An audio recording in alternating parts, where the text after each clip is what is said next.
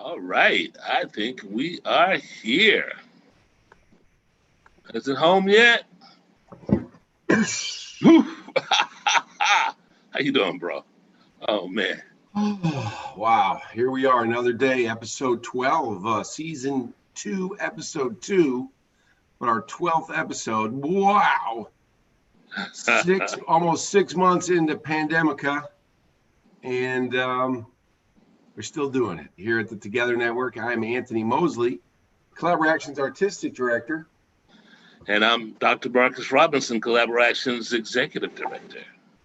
Welcome to Crucial Connections, Collaborations weekly, hyper-local, thinking global, online space to dismantle oppression and lift each other up. Yes, Zoom guests can join us here in the conference room live. Hello, everybody.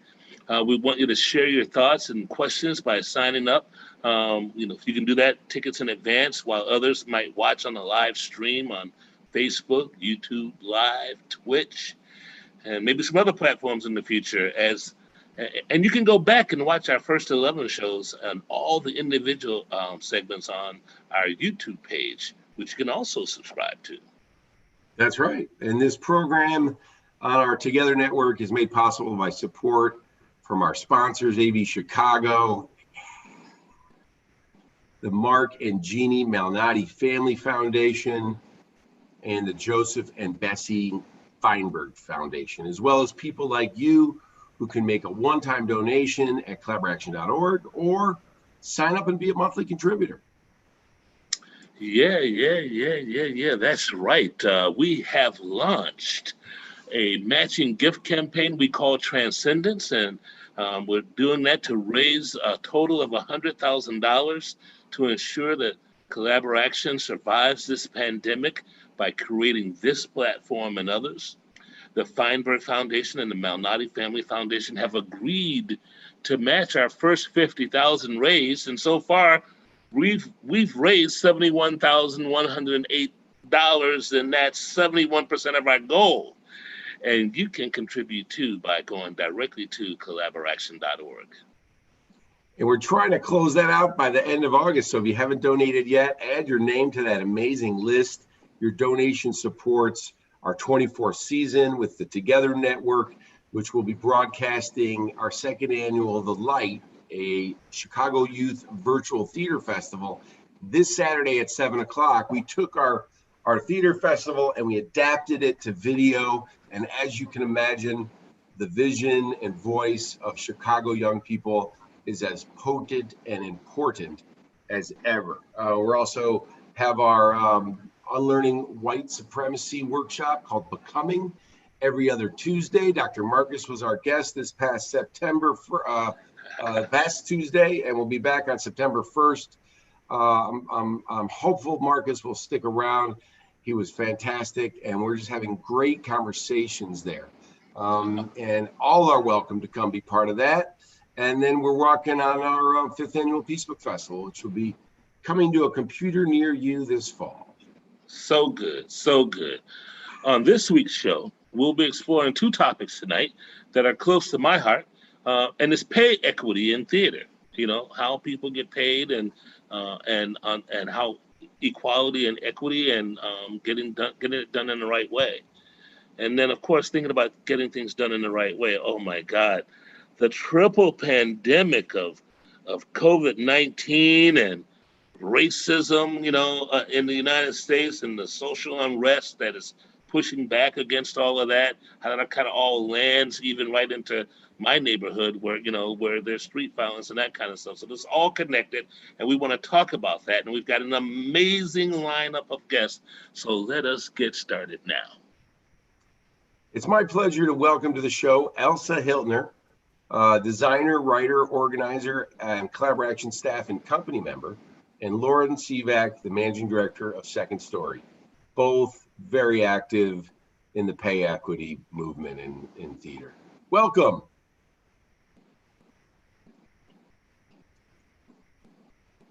Hey, Lauren. Hey, how are you, Anthony? Hello, Dr. Marcus Robinson. Hey. Oh, my goodness. Look at there. We'll get Elsa up. We'll be going here in a minute. She's zooming in from Wisconsin. There's an 8-second delay when you come from Wisconsin. There she is. It's true. Hello, Elsa. Hey. Thanks for having us and having this conversation. Of course.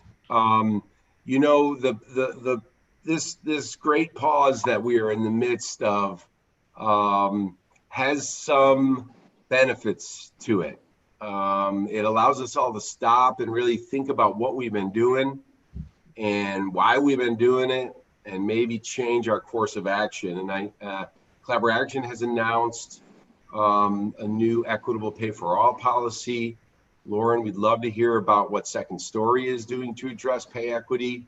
I have a lot to say about it as a producer of Chicago theater for a long time, who was part of a system in every which way. And I know I'm grateful for this pause, but I'd first like to hear your stories. Elsa, let's start with you. What's been your journey to become a voice for pay equity, an organizer, and somebody who is really getting people to think before they budget? So, I think, growing up in this system, in this industry, like the way we do it felt very normal for a long time. And I started looking at how garment workers were having labor issues, and I was very passionate about that. And then I realized that I was facing the same things as a costume designer. And so that kind of started me on the labor equity track, trying to get the same technical support for different design aspects. And that is another form of pay equity if you're doing 2 jobs for the price of 1. And then that was kind of the beginning of getting more involved with pay equity, realizing that people are not paid equitably at all in theater or the arts, and feeling like I could help start that conversation, keep it going, and hopefully get people to make some changes. And if you don't know, Elsa's a terrific costume designer. She and I did many shows together, costume too many humans to possibly count, hundreds. But tell us about, like, when did, as a designer, in the industry, you don't have to name names if you don't want, but when did you kind of open the curtain and say, oh my gosh, this is messed up? Yeah, well, so I wrote my first essay the summer of 2016, and that was really out of, I stopped buying new clothes because I couldn't support, stitchers in all sorts of countries, including the US, not being paid minimum wage or even a living wage. And, costume designers kind of talk amongst ourselves about how nuts the system of labor is, where we also have to build everything while the scenic and lighting designers often have technical support, but not much was written about it. And so I decided that I should write about it in the historical context of the garment industry. And then as I kind of, kept designing with that essay behind my name, I realized that I was not being paid the same. And that was really from conversations that people had with me, sharing fees. I definitely never share names publicly, because everybody, all theater companies are doing it badly, and calling out one in particular, can be useful, but I feel like talking about the system that it is, it's not particularly useful for me. And so it was like a series of shows that I was doing basically from 2016 onward, where it was just like every single time I asked about fees, it was like, oh, I'm being paid $500 less than everybody else on the team. And, you know, the way that people saw me when I was negotiating was not particularly favorable, even when it seems so obvious that I should be paid at least the same amount when I'm also doing two jobs. That made me, you know, want to continue writing, starting the pay resource document where designers can enter in their pay information and try to get people talking in person, and also break down the stigma of sharing pay information and talking about money. Thank you. I would love to figure out how we can apply what you did in our industry to other systems of oppression, but we'll come back to that. Lauren, tell us about your story about putting this policy together at Second Story, and what is the policy and where are you at, and what's your narrative and your journey into this work? I think my journey is like a lot of artists who come to Chicago and know that Chicago is known for its scrappy storefront theater. And I adhered for a long time to the old adage, you got to pay your dues. And paying your dues often meant being paid very little or not at all for your work. And that is a really hard mode of thinking to break when you become a decision maker. And so in the 2015-16 season, when I was at Second Story, this is my first full season at Second Story where I was responsible for the budget. Our producer had reached out to a director who had worked with us many times before to see if this director would like to work with us in the upcoming season. And she politely declined and said, I no longer accept work when the stipend is less than a rate of $10 an hour. And I was so insulted, because I was like, well, wait a minute. We're not asking you to direct, 4 hours a night for 4 weeks in a row, and then do all of this tech and all this stuff. And well, I know these big theaters, they don't pay their assistant directors, or I know they don't pay much more when I start to compare the work. And it took me a long time to really honestly reflect on the fact that, like, I don't get to use somebody else's inequities as a way to absolve me of my own inequities.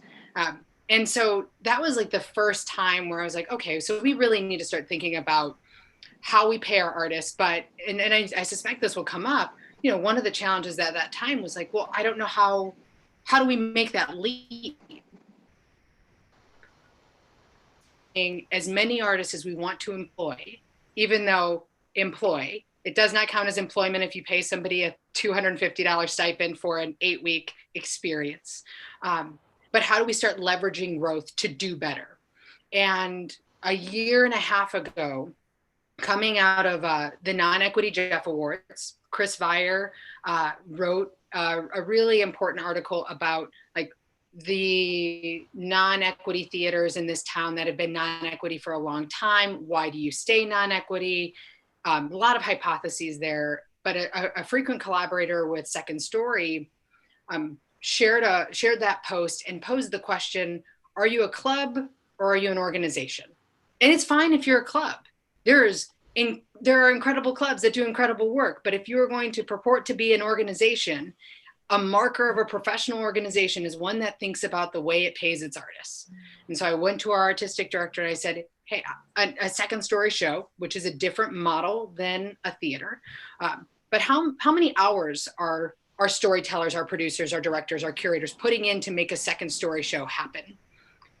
And once I found the hours and I took the stipend and divided it by the hours, and I had a hard look at what we were paying our people.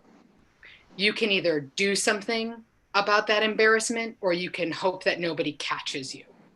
And I'm not a hope that nobody catches me kind of person. I'm I'm embarrassed and we have to do something about it. And so the process for Second Story, our Leap to 15, which is a 2-year commitment to pay every artist we work with a stipend based on $15 an hour. Obviously, the pandemic threw a couple of wrenches in this moment of explosive growth. We thought we'd make one leap to 15. Instead, year 1 is a jump to 10. Year 2 is a leap to 15. It is a little scary to share that what we were paying our storytellers was essentially a rate based on $1.20 an hour. But we have to go from like, we have to say, this is where we're starting and this is where we're going. You know, our directors were making $3 an hour. Our curators were making $4 an hour. None of that is equitable. And to your point, Anthony, there are a lot of challenges that we all have to contend with. And it would be very easy to say, well, you know what, we can't make this leap right now because we're all figuring out how to balance the books. We're all figuring out how to weather the storm that we're already in and also the storm that's coming. Anybody who was in a leadership position in 2016 knows the impact of the 2016 election on individual giving. But if we don't make this change now in this moment of collective pause, I worry that we will not make this change when we come out of it. You know, the Chicago storefront scene, as you know, amazing and legendary as it was and is, was really quite an anomaly, right? Like, it grew so big, so many companies, that there became this, you know, there was a lot of companies, and at a time, Collaborative Action was one of them until we changed our mission in 2012, that were really more about career development and, you know, a non-equity minor league system to not just the Goodman and Steppenwolf, but to NBC and eBay commercials, and because you can't really make a living wage as an equity actor. And when I thought about, like, why all the, you know, because we used to compare each other to our pay to our peers, and so that made us real easy to feel good about it. But then you have a couple shows that don't do so well, and you get some deficit, and you start just looking at the bottom line and trying to, you know, reduce risk as much as you can. And along the way, everybody is just, you know, working way too hard for way too long. I think a big part of the issue is, like for Collaborative Action, we had to make a mission adjustment and really make sure the value proposition of our mission was right. And once we did that, it took time, but things had started to really change when we weren't just one of the 200 theater companies that are working towards career development, you know, but we were really focused on our audience and their lives. And I think this is a great time for all companies to really look in the mirror, not just at how white supremacy shows up in your organization, but all oppression. And, you know, as Elsa has made sure to make sure I know, you know, this is an issue. A lot of this is driven by patriarchy, right? And we did a show called Gender Breakdown that used data from Kay Crone that really showed not the pay disparity, but just the lack of opportunities for women as writers, directors, set designers, lighting designers, and how most stage managers and costume designers were women. So now that we are starting to have the conversation,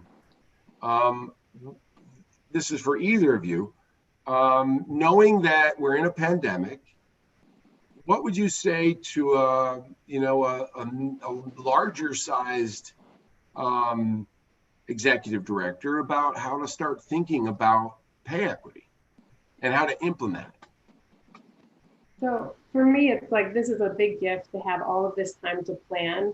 Most of the bigger houses, many of the theater companies are not producing work. And so they really have time to look at their priorities and like build their budget based on what they're prioritizing. And I think a lot of theater companies kind of like cordon off, like maybe all the actors are paid equitably and the designers are paid equitably and the staff are paid equitably. But if you connect those groups, there's no equity between them. And so, using this time and like really understanding that your budget is your value system, I think would be really valuable. It's something that I find myself thinking about very frequently as we think about pay equity is our community has no reservations around holding the smaller and mid-sized theaters accountable. Our community has a hard time holding the major theaters accountable because it is hard to hold the Goodmans or the Steppenwolfs or the Writers theaters accountable when they are the opportunity, right? That is what we're working towards.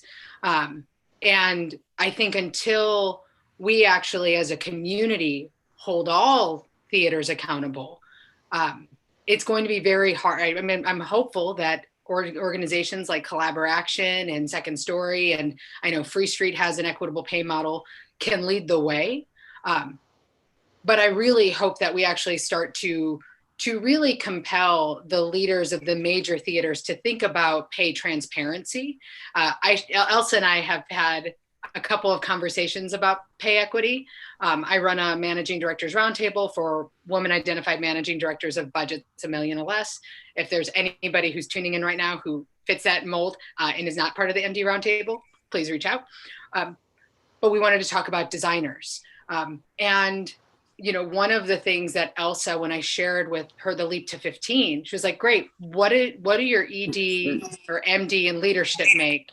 And what's the difference between what they make and the artists make? And I make a salary based on $25 an hour. Our artists now get stipends based on $10 an hour. That is not a pay gap that I'm embarrassed by. I want it to be smaller. I'm not in this profession I'm not interested in leveraging Second Story's growth to inflate my salary. I'm interested in leveraging Second Story's growth for long-term sustainability for an organization whose mission I believe in. And I think for any AD, ED of any theater in this town or country that is unwilling to share their salary or their hourly, like what it is based on hourly, that is information for them that is really helpful. But I can't do anything if they don't want to do anything with that information. I'm hoping that is information they can learn, are willing to share, and are willing to make actual change inspired by that. I think one of the things is like there's not many models for pay equity in the arts, partially because I think people are worried about backlash if they, come out and say what they've been doing or what they're planning to do, maybe what they weren't doing last year. And because there's not many models, people don't know how to do it. Sometimes people don't even understand what pay equity, like the phrase, means. I'm in the process of contacting every theater in the League of Chicago Theaters and asking them if they'd like to talk to me about pay equity. And I'm writing another essay for HowlRound. But, there's been a lot of like the smaller theaters and like the mid-sized theaters that I've had conversations with, but, the large ones have not responded for the most part. But I'm hoping that, more models, more transparency, people will see how they can use these models to work for them. And the thing that really connects this conversation to the one that we'll have in the next segment is that what you're really talking about is trying to find equity in a system that is based on oppression, patriarchy, white supremacy, using hierarchy as its tool in order to mete out the funds and the value creation and worth conversations. So this business about finding pay equity, we do need to do the things that we're talking about now: transparency, folks really stepping out, creating new models. But we have to recognize that is happening inside of institutions that need significant transformation, and that can only come from the inside out. So, but the action, I see what you folks are doing when you're writing the articles and whatnot. It's a kind of direct action too. I mean, that's not marching down Michigan Avenue, but at the same point, that marches down the Michigan Avenue of my executive director brain and says, I better listen to the folk that are around me and start, doing exactly as Lauren is doing it, and that is, closing the gap between what I'm paid and what they're paid, and doing it on a model that feels like it's leaning into the thing, even if it's not, even if it's not yet reached the ultimate goal of the thing, because the ultimate goal won't get reached unless we deal with the oppression in the system, white supremacy, male dominance, patriarchy, that whole thing. If you're a 501c3 nonprofit, there should be a business model that rewards equitable payment and good vibes on your team. You're going to get better art, and the donors would be more generous if they know what you're doing. And if that can have a ripple effect in Chicago, it could go nationally. I wonder if we have anybody in our Zoom room who'd like to ask a question. Go ahead and put it in the chat, or maybe we'll even bring you on air. If there's anything you want to say or ask, let us know. Lauren, it looked like you were about to say something. I didn't want to cut you off. No, it's fine. I mean, I'm obvious. Not paying people equitably is an oppressive lever, and we know that, like, when we would offer somebody, hey, we'd like to pay you $30 to come tell your story, that, like, doing your job should not cost you money. When every other industry is talking about the fight for 15, the arts should not be excluded. I also think, Anthony, to your point, we have to change the way the income model. No foundation has ever asked me, what do you pay your artists? No donor has ever asked me, what do you pay your artists? When I've started to talk about the leap to 15, I'd be curious to hear, Dr. Robinson, from you on this. People are like, but why? Why do you want to pay artists 15? Because we have to change there are many people who still think that art is always going to be a passion project. We announced the leap to 15, and we boosted that post.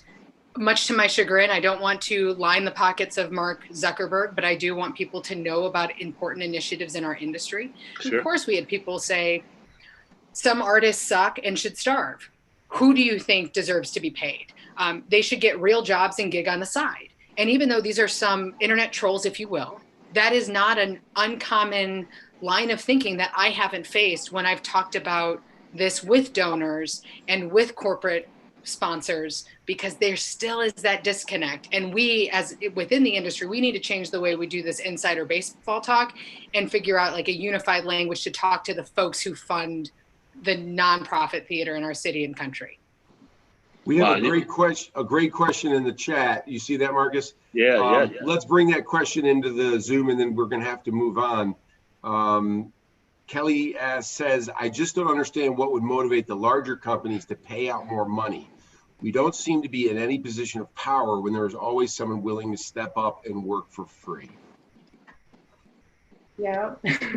So I'm working right now on an article that's about the benefits to companies. It's very obvious what the benefits are to artists for pay equity.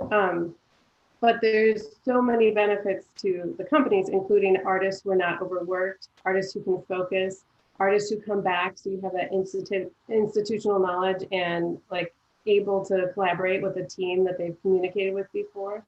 There's lots of benefits to companies aside from just doing the right thing and treating your workers like valued parts of your organization.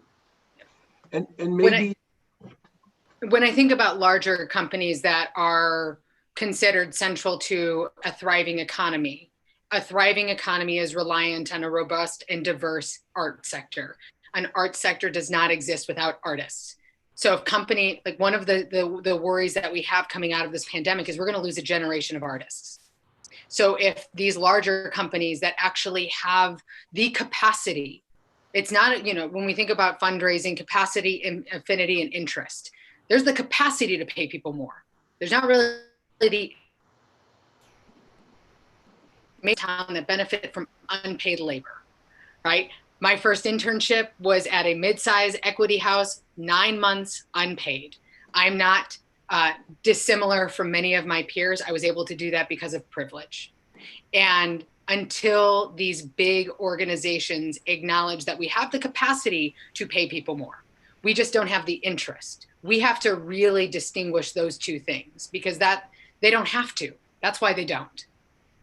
Yeah, absolutely. And I think to put a period in my conversation on this one is that what's required at this point in the struggle is a business case analysis that speaks to the business case for equitable pay in the arts, so that my organization can understand how to leverage that business motive to produce the end results that we want. So the business case has to be addressed, and we did that in the kind of the diversity, equity, inclusion world, where 30 years ago we were talking about what's the business case of diversity. Well, now everybody knows that there's a business case of diversity, and now we try to get on with inclusion and equity kind of thing. So a similar process needs to be engaged in. So I'll stop there and go, you folks you have the tiger by the tail, and you know what?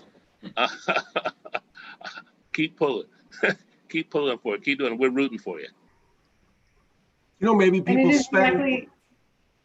I just want to say it is directly tied to diversity too. We have an art sector that goes with privilege in every way that you slice privilege, and you know that's not a thriving arts industry. In the 1700s and 1800s, internships were called slavery. It's slave labor. Come on, it's just a polite way of doing it today. It's the same oppressive device being used as cheap labor being used today. We can't do that. We can't rely on that. And it's not because it's the right thing to do, but because you could actually make more money and make more art and provide more services by lifting the artists up. The cultural creative is the culture bearer for all of us. So we have to do this work. And put the priority on the people, not the materials. You know, we spend so much money on wood and video projectors, and you know, I've heard of some theaters that spend tens of thousands of dollars on costumes, but they don't pay their costume designer properly. I think coming out of this moment, I do deeply believe that human-centered arts organizations are going to come out stronger and more resilient when we're on the other side of this. And when I talk about the other side, I think like August 2021. And it is that human-centered approach, because that's what we're hungry for. That's what the industry needs. And that's what I have a lot of hope for those of us who make it across whatever this finish line looks like. We're going to make it. We'll make it. Thank you. And the Rainforest Cafe just closed downtown. So I think you have a good point there about human-centric. Because they're invested in that big plastic fake frog. Lauren and Elsa, thank you for joining us. Check out what's going on at Second Story. Do you have anything coming up? A virtual? We've done 15 virtual events since March. Since the close down, they've been great. We're doing a virtual fundraiser, aren't we all? But on September 12th, it's called The Statement Piece. Put your money where your heart is, put your money where your art is. And all of this actually does go to the artists. We're fundraising for the leap to 15. We're not just saying when you make a donation to our theater, it goes to the artist. A lot of organizations say that, but I'm willing to show you our budget. All right, we'll have you back on for a budget show. Thank you so much, Lauren. Can't wait. Thank you, Elsa. Yeah, thanks. Thank you so much. You're so welcome. How wonderful. Absolutely. Man, that's great. So moving on to our second segment. For our second segment, we're gonna pull the thread of oppression into the second section to talk about this unique moment in the U.S. and Chicago history. It's the triple pandemic, for God's sake. With the national crisis around COVID, the systemic racism and oppression that we just touched on around inequity around pay, but it touches every aspect of our lives, and the great pushback that is coming on the streets of our nation with social unrest, pushing back against those oppressive forces. So we've curated a diverse set of perspectives to cultivate a meaningful dialogue that will bring us together as we move forward. So tonight we want to welcome Chellee Rashad, Executive Director of Imagine Inglewood, Donya Smith, Violence Interrupter with Target Area organization out of Inglewood. Tremell, Mello Williams, a major music mogul manager type of elite mind management with some personal connections to the kind of things that are happening on the streets. And John Aberman, a corporate bankruptcy attorney who is here to bring a perspective that allows us to see it in a larger business context, in a larger community context, as we wrestle with this with this subject matter. So let us start the conversation with allowing each of you to tell us a little bit of what is on your heart at this moment, at this unique crossroad in Chicago's history. So, Chellee, why don't you kick us off? You're gonna unmute, and you'll be, oh yeah, we all right with that. I don't mind saying. It happens to the best of us. Absolutely. Okay, so a brief introduction. Yeah. My name is Michelle Rashad. I currently serve as the executive director of Imagine Inglewood If. I am born, raised, educated, and fighting for the greater Inglewood community. Right now, I feel that I have to focus on things that I can control and really take it day by day. I think that this year has been extremely unfair to children, and to be extremely specific, very unfair to Black children. And that upsets me, but at the same time motivates me to ensure that my organization is providing youth with activities that supplement e-learning and provides a safe place for children to be during the summer. It just motivates me to find the lane that I feel I can make the most difference in and go hard. Got it. Thank you. But I need a vacation for sure. Yeah. We all do. I wish her as well. Bon voyage. Donya, give us a word, man. Tell us what's on your heart, what's on your mind, particularly what's going on, in the streets, unrest, that kind of stuff. Racism as you experience it. Just on my heart overall. Since you guys probably don't know, my name is Donya Smith. I'm a violence reduction specialist now, but I serve a violence interrupting heart. So just of now, the spikes in violence that's happening due to the pandemic, I've never seen it. The rapper getting killed, like how it affected Inglewood, and he wasn't from Inglewood. These little kids, they can't go to school. They don't have no resources right now in our neighborhoods. Right now, it's bad all overall, especially if you're working it day by day, like some of the people on this phone. It's sad. It's really sad to see that it's so little people that care. With so many kids battling mental health issues. A lot of these kids are 10, 11 years old, or have lost friends, 7 years old, 6 years old, have lost friends. And we still have no mental health resources in our neighborhood. So I'm all over the place. I'm mad, I'm angry. I'm just looking for resources and any way I can help. I'm out here every day. I'm mediating conflicts. I'm mentoring kids. I'm doing anything that I can do to keep busy, to remain focused. It's hard. I'm doing it though. Thank you for all of that work that you're doing out there. Thank you for that. John, how you doing, my man? It's good to see you. Unmute, my friend. Good to see you, Doctor. Thank you for allowing me to join. I'll try to keep it brief. Obviously our society and our world is going through a really, really rough time, and we're getting hit, as you said, with this sort of an unprecedented combination of a public health crisis and a failure of our government to lead on it, which is creating death and suffering everywhere, an unprecedented amount of racism that has been exposed and frankly is coming from the top of our leadership right now, which is tragedy and shameful.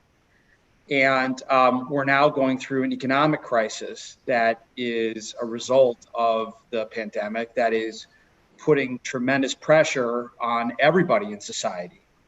And I have to say, look, I'm one of the lucky ones. I feel privileged every day and lucky every day that I haven't lost, what others have lost during this pandemic. And I, thank my lucky stars. But it's certainly not lost on me the pain and suffering that our society is going through, especially people of color, especially due to the horrible, racism and violence that we've seen on the part of people that we're supposed to trust to keep us safe. The way that our government leaders have failed to keep us safe and protect us. And that's terrible. And I think what I'm encouraged by is that we're seeing an uprising now in many ways. We're seeing a new creativity, change, and people willing to get involved in the political process and to become activists, which I think will pay dividends down the road. I just also worry every day that there's only so much we can do. And when we're all under the stress that we're under and the pressures that we're under, we have to just every day make sure that what we're doing is level-headed and trying to, make good points. And I think, first and foremost, we've got to make a lot of changes. And I hope, in the run up to this election, 70 days, we're going to see a real big one that I think could be very meaningful to a lot of people. Yeah. Thanks for all of that. Just all of that stuff you just talked about really lands heavily on the person, on the life of individuals and in communities that have been marginalized, been pushed aside, disinvested, and it gets personal. It's like you feel it. And so I want to hear from Tremell because it's not merely an academic conversation for Tremell. So if you could unmute that mic and say some words and let us know what's on your mind, I'd love to hear from you, Tremell. All right. Good evening, everyone. How are you doing? Can you hear me?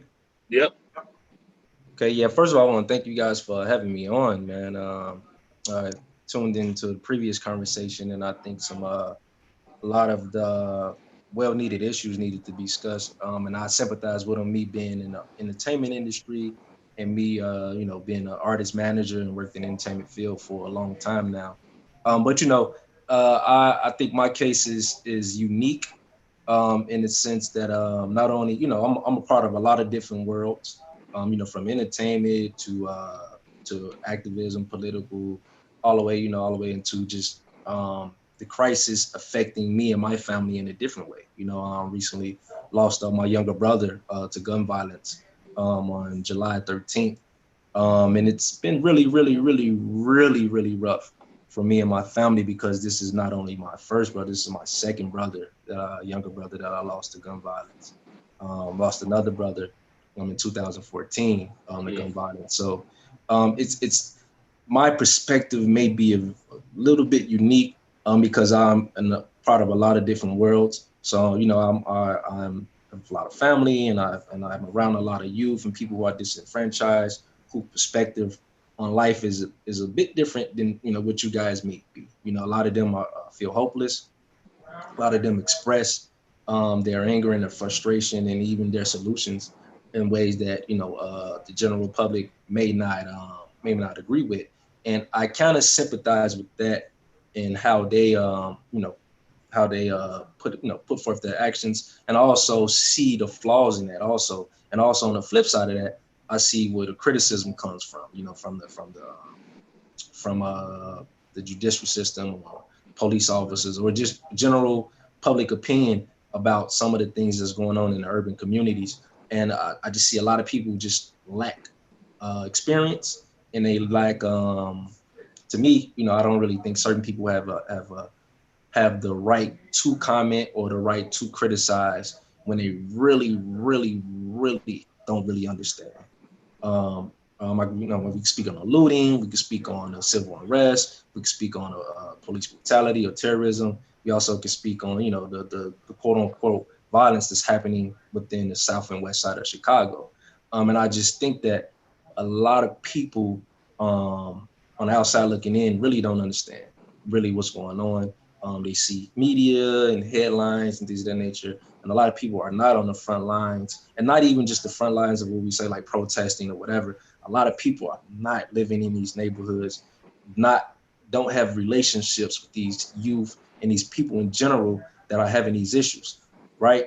So like I said, I lost my younger brother, and it's been really, really, really, really rough. Not only just me, but on my mom, right? Yeah. So that taps into not only her losing his son, but now I have to deal with being strong for her. Now I have to deal with finding some type of therapy for her, so which taps into the mental health aspect of not even just the, with the youth, and how a lot of them, like the other brother was saying, how a lot of them are traumatized. A lot of them have PTSD for certain reasons, and they've just been through so much that the average person on the outside looking in really couldn't fathom, right?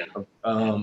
I'm 33, so even though it's rough on me losing two younger brothers, think about that 14 or 15-year-old who lost a brother to gun violence, right? And how do I or someone tell them to not have a vindictive spirit, right? When they or to carry out their frustration and anger in a way that people may on the outside may not agree with, right? So I just want people just to be empathetic, when it comes to bloodshed, and what's going on in the south and west side. A lot of people don't understand. It's easy for you to say, the gang violence is out of hand, or the black on black violence is out of hand, or whatever is out of hand. But until you've seen and experienced seeing a loved one or losing a loved one in that manner, and you not having the resources, even the knowledge or know-how to deal with that, or even access to that, then you're gonna act out, and you're gonna seek revenge, or you're gonna deal, for instance, you're gonna deal with it in a way that you only know how. And a lot of that for, unfortunately, is violence. And so that's one of the things that I definitely want to touch on. I think that people need to get on the front lines, when they need to get in the trenches, so quote unquote, that people say, in order to really have a real understanding of really what we are going through. So I don't know if I went out on a tangent. No. You did good. You did good. You teed it up really well. Now it gives them an opportunity to give it back to Chellee, because she started in with saying, staying in my lane, doing what I can control, taking care of these babies and their families. When I say babies, the children and the families, because she was pointing at the same pressure that you're talking about, that these young people are experiencing, that Donya was speaking about. And so Chellee, your reflection on what you've heard so far.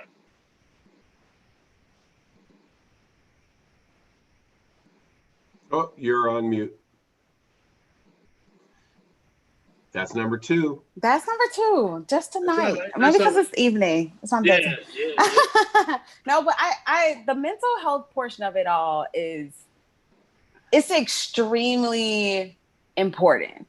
I remember what it was like to lose a friend. Freshman year of high school, I had a good friend by the name of Starkeisha Reed. And she was, getting ready for school one morning, and a drive-by happened on her block, and a block that's just a block over from where I live. And a stray bullet from an AK-47 went through her living room window and took her life. I will never forget how that feels. I will never forget how it feels to sit in the back of a church. I will never forget how it feels seeing her in a casket. I will never forget any memory that we've had together, which we had some significant memories, just being in elementary school together. And to imagine, not even having to imagine, right? To know that that's what our children are going through. My friend passed away 14 years ago, and we're literally still dealing with the same type of violence, identical identical. We literally have seen in the news that children, exactly where they're supposed to be, at home with their families, and bullets have taken their lives. And I always think about it from the friend perspective. I always think about it from the classmate perspective. And when I say like children, the 2020 just has been so unfair to children, because on top of dealing with that, which is what they've been dealing with before the pandemic, right? They're dealing with the struggles of being at home, which is completely different from school, because a lot of kids, school is a safe haven. School is a place where they get a good meal. School is a place where they have, friends to interact with, but now they don't have that space anymore. They don't have that space, on top of challenges they may have with their academics, not having the devices that they need to connect, not having the internet that they need to connect. It's unfair. It's just really unfair. And I think it's really important when we look at the time that we're currently in, is to always remember the children. I cannot express that enough. Frederick Douglass has a quote that says, it's easier to build strong children than to repair broken men. And when we think about the world that we want to live in, when we think about a more equitable world, when we think about a neighborhood that has a quality of life, that means I can walk to a healthcare center that has quality of care, when I can walk to a grocery store or a corner store that has actual fresh produce, or I can even walk down the street to my job because there's new development or whatever it may be. We cannot forget the children, because they are going to be the ones that are leading that world. They're going to be the ones that are creating that world. And I just think that they are being forgotten. And it's really tough because I know what that feels like. And so I try my best to position myself and create experiences for young people so that they can begin to heal sooner than a lot of us may have had the opportunity to heal if we have. So I just cannot forget the children in this time. I just cannot. So I want to connect that idea to a conversation I had with Anthony that got us on this call tonight. And it touches on what Donya, Jonathan, and Tremell said about kind of touch on the looting part of the social unrest and whatnot. And so what we hear from our panelists is that the struggle was here before the pandemic hit, and it's only made it worse. And that the pain is so deep that when people push back against the oppression, they act out in ways that that overflow. And with this violence thing, and I just want to make the point now that folks, what's interesting is that folks will get upset about busting a window downtown way more animated than they would about that 14-year-old kid that we've already forgotten about that got shot right. Some years ago. And that's kind of the key. So I want to put again Anthony's voice in the room, because he's been holding space for us, and then circle back to Jonathan and Donya to make so we can keep this thing alive. I think Mello touched on it. There's so much ignorance, and so many people are talking about things they have no idea about because they've invested none of themselves into parts of this city.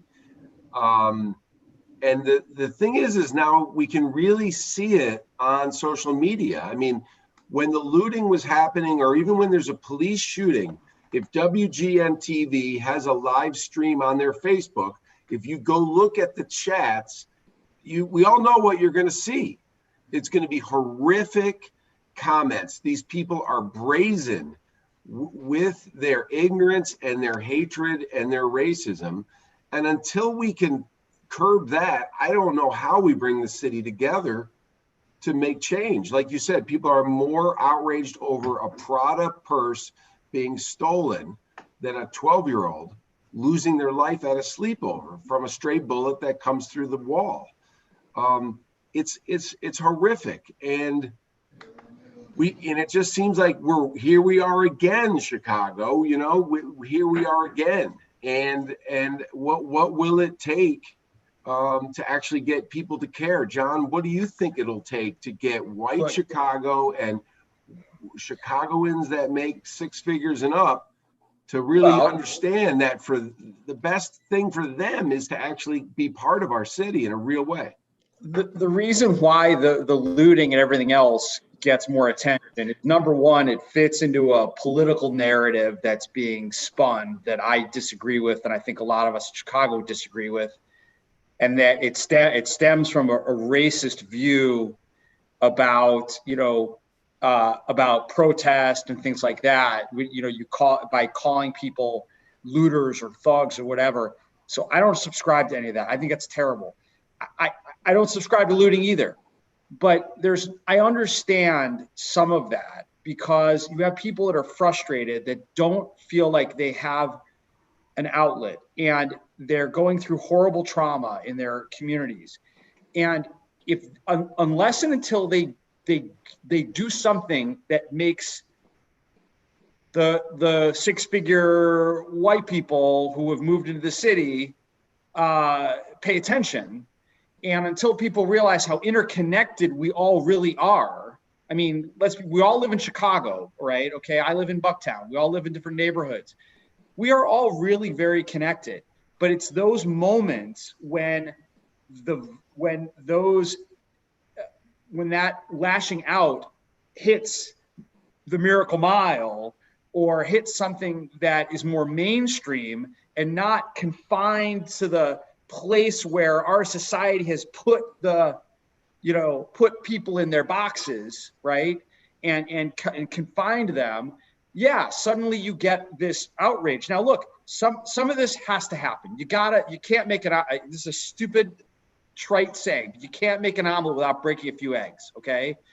You got to wake some people up. Mello, you're on mute, but feel free to jump in. I think you're still on mute. Yeah, you're making a good point there about the breaking some eggs, and thank you for the segue to the other panelists, because I'd love to hear what Donya is thinking about as he walks the street working with folks and trying to intervene in this, and then maybe round it back to Tremell, and then see if we can't bring some put a comma in this conversation, recognizing that we need more time to talk about these issues in polite company with lots of other folk who need to be in dialogue with us. So Donya, then Tremell, and then we'll see if we can find a way to put a comma in this. So like I'm hearing everybody, and I just like and the lootiness stuck in my head, right? So I'm thinking about this. It was a test, right, that they done on some mice, and it was the mother rat, it was a father rat, and it was they two kids, right? And when they was feeding the rats, like everything was working like normal, right? But after like a week of feeding them, they started feeding off like the kids, right? And then like after like they stopped feeding them at all, right? The husband turned on the wife, right? So I'm just thinking, 1 second, love. So I'm just thinking like, right. So if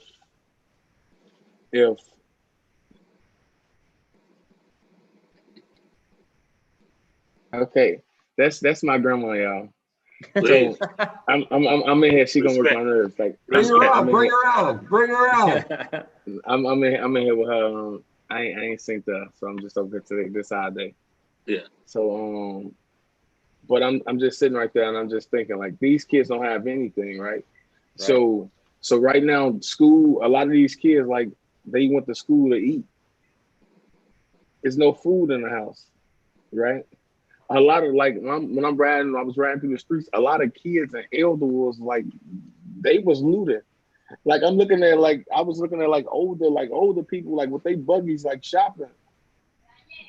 I don't know like how bad like it's like that, like where nobody like thought it was like they thought like this is how we're gonna eat right for now. Like and for me, like on the outside looking in, like I'm just looking at them like I couldn't point a finger at them, like I don't know their situation. I don't know what the people going through. I'm just one of the people. I'm just one of the people who want way more resources for the people. That way they don't have to do that. Because a lot of people in other neighborhoods wasn't doing it. Yeah. They wasn't doing it. Like they wasn't letting other people come in their neighborhood and do anything negative, and they wasn't doing anything negative in their own neighborhood, right? So if we got all these resources in our own neighborhood, and we got our black organizations or our black stores and our black we're extending our own community, what a black community should look like. I don't think that neighborhood probably would have been looted. Um, so I just think we just really need to just look at what made them loot instead of like why all these people out here looting, like why, like what's really going on, like I agree. what's the problem? If we know that mental health is serious, right? And we know that if you go without something for as long as you're gonna go look for it, however, right? So let's stop playing the like we don't know what's going on, and like let's get a solution, and like let's help out for real. Yeah. Mello, why don't you give us a closing thought here? Well, like I said, my perspective is unique because, like I said, I come from the south side of Chicago. I grew up in Aberman, Gresham, 76 and Union, as well as South Shore neighborhood back and forth through my childhood, and went to high school at Hyde Park, went to Columbia College. So I've been in Chicago most of my life. I've traveled a lot of different places, fortunately, but I think a part of me would say that, hey, definitely there's some opportunists, right? When it comes to loot, let's just be real. That's a byproduct, right? I think that's a byproduct. Anything has a byproduct with it, right? But I would say the root cause of it, and I'm sure obviously it's always in the news, but I think it definitely is systemic. It has to be systemic. It's no way around it. There's no way that anybody can deny it, because the conditions. Let's just say this: the conditions that most minorities or people of color are in this world, or in this country per se. Let's just say black people, right? It's a direct reflection of the past. It's a direct reflection. If you can touch on slavery, you can touch on Jim Crow, you can touch on even times when we had like Black Wall Street and things of that nature, and white racists came in and then burned them down, etc. We could touch on a lot of we can look at history for a lot of different reference points as to why we're going through what we're going through now. And I think that, and I don't want to talk too much about the president, but I think from a systemic standpoint, everybody knows he has no political experience. Everybody knows he's a businessman, right? So I think me having conversations with other black people and even younger people and just trying to get an idea for their mentality. Their mentality is now or never, right? If there's an opportunity, or if we want to use if there's a lick, right? Let's just be straightforward. If there's a lick, like right now, people have been doing the SBA loans, right? SBA grant loans, right? You've been hearing about the fraud that's been going on with that. You've been hearing about the looting. You've been hearing about this, right? So I even seen a meme online where it says, "Hey, President Trump, out of the 44 before his, is the only one that cracked open the safe," right? If we want to talk about, this is just being real, right? So when we have these conversations, we can't always be politically correct. We have to be straightforward with how people are thinking, because their thinking obviously directly reflects their actions. So just like the young man who got caught breaking into the ATM and filmed it, right? From a person like me, I'm 33 years old. I'm saying to him, you're foolish. Not necessarily for breaking into the ATM. You're foolish for streaming it. You're incriminating yourself, right? But to his mindset, he's not thinking like that. He's not thinking like that because he's been systemically programmed. If we want to talk about from the school to prison pipeline, we're going to talk about the media, music. Let's talk about hip hop. I'll manage hip hop artists. I've been working in the entertainment industry for a long time. I'm here to tell you that mass programming and programming is real, right? The messages and the images that young people see is not accidental, right? So when we have these civil unrest and we have these situations that happen, even when we talk about the violence in the community, we talk about the looting, we talk about whatever, it's all interconnected, right? And it's all systematic, it's all systemic. So like the brother said before, why are they looting, right? We can say that, hey, they don't have money, or they're looking at it as an opportunity that's a come up, right? Or just because we've been conditioned and our mentality is of such that we don't have now, and if opportunity comes to acquire, whether it's right or wrong, we're going to get it because we don't know if another opportunity will come. And I think that's really just what it comes down to. And I think the violence is a byproduct of all that. The violence is a byproduct of a lot of the different things that I mentioned. And I think it's all of it is interconnected. There's no way one doesn't affect, is not related to the other. Everything's related. And that's how I feel personally. That 33-year-old wisdom is real. I appreciate that. So listen, we're rolling way past that, not way past, but we're over our time, so that's all good. But I did want to give some closing remark, a minute or so to Jonathan and a minute or so to Chellee, and then let Anthony take us home. I was just gonna say, I mean, there's a lot of, again, I my heart goes out to those of you, certainly Mello, what you've gone through and what, in society. And I think it's all connected. And unfortunately, when things, when you go through these things and you see how interconnected they are, I mean, like, look, people need more economic opportunity. We're going through a pandemic, and that suppresses economic opportunity. We have the African-American community, Black communities, people of color getting more affected by the pandemic than white communities. So then you got a health problem. So you got an economic problem. You got a health problem. You got a racism problem. You have all these things hitting all at once. And, it's really going to take some very strong leadership, great ideas, activism by people, and hopefully we can all come through this and we can make Chicago stronger and better for it.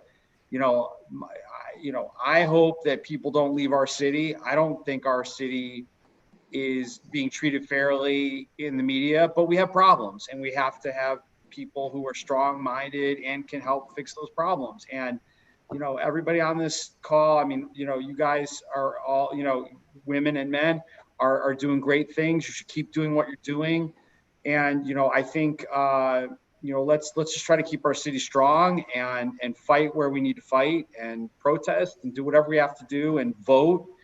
And I hope things will change. But I got to get the pandemic under control. That's the first thing, because that'll fix health crisis, economic crisis. People won't be as stressed out and upset. We fix what's going on in the White House. Hopefully we won't feel the pressure of that every day.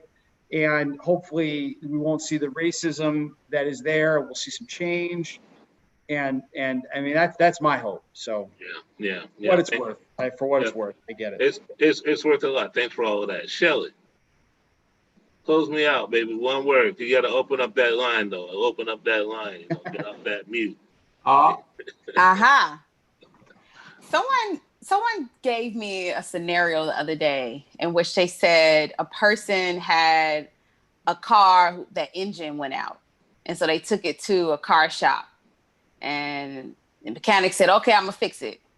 And they came back to get their vehicle, and it had a new paint job.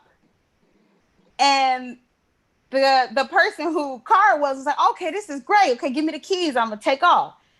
And the mechanic was like, oh, something's wrong with the engine. And it was like, so why don't you, fix the engine? And I say that to say, because I think Chicago and the United States of America continues to put a paint job on the issues that's happening in this country instead of actually fixing the root cause of the issue. And as Jonathan said, I think a lot, it has to do with leadership. But one thing I have seen is I strongly believe that people in Inglewood, people in different areas of the city are the greatest assets. Really quick, when the original looting happened and we woke up in Inglewood to no grocery stores and convenience stores in the community, imagine what if just opened up the doors and say, hey, we're accepting donations. And because we have, grocery stores that are closed, mothers who don't have diapers and wipes because the WIC centers are closed.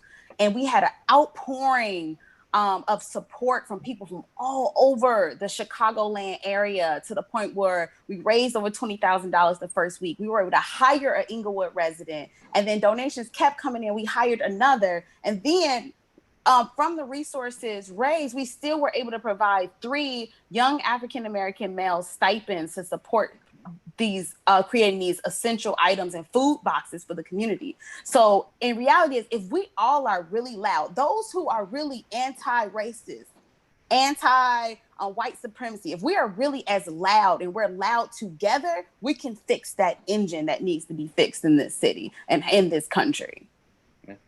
Say that. Yeah. But thank you all for having me on. I Yeah, truly appreciate having this space to express myself. Thank you, Donya. Thank you, Mello. Thank you, Jonathan. Thank you, Chellee. I want to give Anthony Moseley the last word and close us out. Well, you know, Chellee was a participant in our MLK Speech Slam at Kennedy King in January. And a lot of people have said, you know, what would Dr. King say about the looting and the protesting? And I have a dream as a white Chicagoan that my friends and John's friends and other people that went to Duke University and the University of Notre Dame, 2 amazing universities that John and I were privileged enough to go to, our friends and our classmates and their parents and their children will find this video on Facebook and listen to what Chellee and Donya and Mello are saying. And maybe they've never actually had these conversations, but through technology, they can press play and they can listen and start to get a clue about this huge genocide that's happening in our city that's created a life expectancy gap of 8 1/3 years difference between a Black Chicagoan and a white Chicagoan. Never mind our indigenous Chicagoans, who they don't even have the data on how old they live to be because they are not even counted. They're invisible. And they are really, you know, we are on their land, stolen land. So I hope this pandemic and this triple pandemic can give everybody a moment to really think and look in the mirror and take some time to understand that if you're not part of the solution, you are complicit in this genocide. And if you are a person who is going on Facebook and saying horrible things about people that you do not know, then take a moment and travel the city. And one of the greatest things I ever did was start producing the Crime Scene in Chicago anthology at Hamilton Park in Englewood in 2013, because I made many friends, many relationships, and I got to see the whole city and understand that, like Mello said, we're all connected, and things are only going to get worse until we start to all play our part. And we all have a role that we can play, whether it's giving away money, time, or cupcakes. Pick one of those things, pick one organization, and commit yourself to them for the long haul. And you're right, Marcus, this isn't a comma, and Clever Action is not going anywhere. These conversations are still going to be what we're seeking out. And we could talk about this all night, and I would, but we'll continue the conversation. And I thank you all for your grace and sharing with us. Thank you for having us. Yeah, love to all of you. Yes. Do we have a signal boost for tonight, Anthony? Thanks, everybody. We are each other's business. Don't forget that. And we do have a signal boost. This Saturday, we're actually boosting our own signal. The youth of Chicago are turning on the light, our virtual youth theater festival. 10 pieces that we adapted from the stage to the screen. And you can join us in the Zoom room and watch these videos with us Saturday night. It's $15 for a ticket. If you need a flex pay ticket, email info@cleveraction.org and we'll get that to you so you don't miss it. And for only $5 a month, you can subscribe to the Together Network and you can watch all of our digital programming. So, you know, forget Netflix, get the Together Network, and you'll be a much better person for it. So we have a video here that we're going to show you from our amazing lead artist of the light. Yeah, you bet. It's something that we've seen before. Those empty promises so long withheld from us. I know it, and from your house with your towers of toilet paper, you know it. What's an apology if you keep your ideology? Selfish psychology.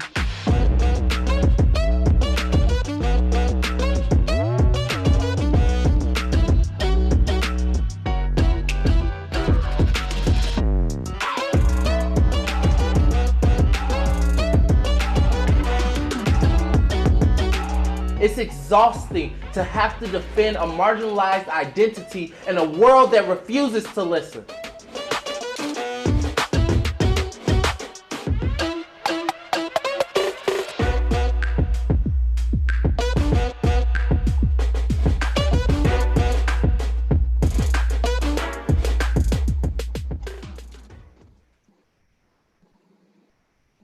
Beautiful. Wow. Yep. Yeah. Right on point too, huh? Absolutely. Gorgeous work. So you can get your ticket to View the Light on the Together Network. So come to collaboration.org and do that. It looks like that's our 12th episode. My goodness. We'll be back. We'll be back on the third Thursday of every month and hope to see you on the 17th of September. Great break in space time again with you, Dr. Marcus. That's our show. Thank you to all our sponsors. Check us out at The Light. Join us for our Unlearning White Supremacy workshop, Becoming. The next one is September 1st. And, take time to be kind to yourself, love yourself, and figure out how you can love everybody else too. Good night, everybody. Good night.